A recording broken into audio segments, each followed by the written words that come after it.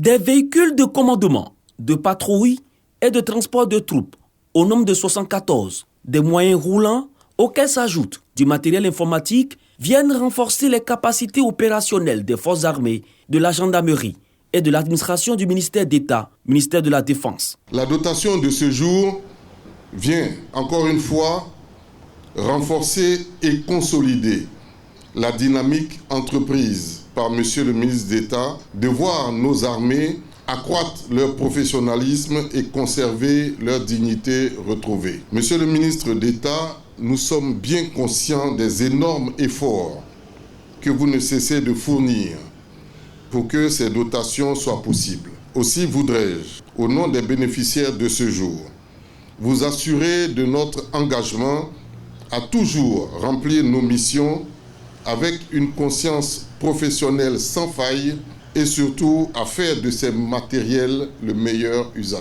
Une dotation du président de la République Alassane Ouattara qui démontre l'attachement de l'État à garantir aux forces armées de Côte d'Ivoire de meilleures conditions de travail. Je voudrais, après le général Sako, exprimer notre gratitude à son Excellence, Monsieur le Président de la République, chef suprême des armées, qui n'a de cesse à faire en sorte que les forces armées de Côte d'Ivoire soient dotées de moyens leur permettant de remplir dans les meilleures conditions les missions qui leur sont confiées. Dans 2 mois, nous allons faire face à un événement d'une extrême importance.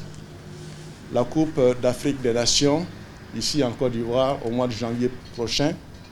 Et c'est le lieu de demander aux forces armées de Côte d'Ivoire de se mobiliser pour faire en sorte que cet événement soit un succès.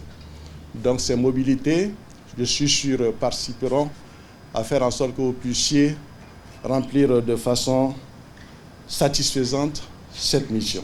Le coût de ces 74 véhicules et le matériel informatique est estimé à près de 3 milliards de francs CFA.